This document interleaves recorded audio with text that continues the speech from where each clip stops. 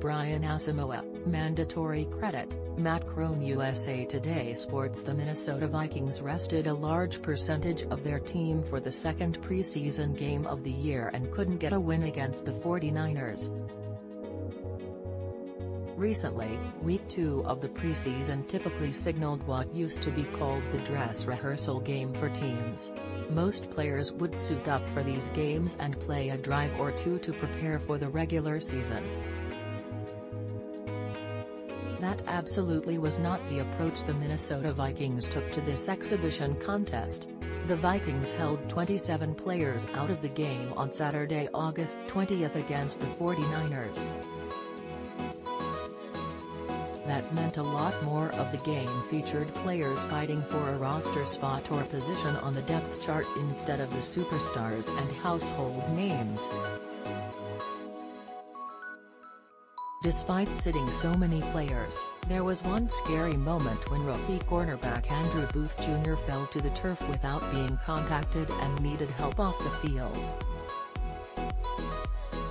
He did not return to the game with what was being described as an ankle injury.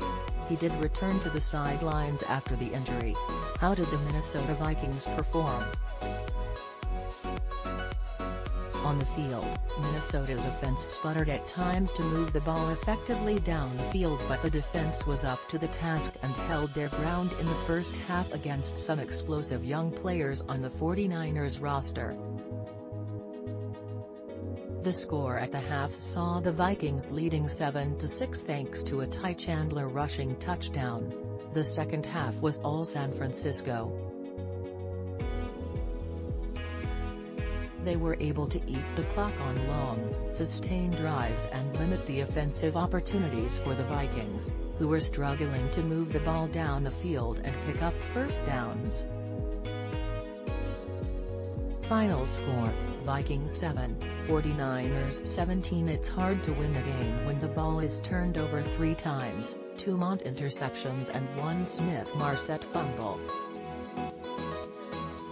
This makes 6 preseason losses in a row for the Minnesota Vikings, but they will have a chance to break that streak on Sunday, August 27th against the Broncos.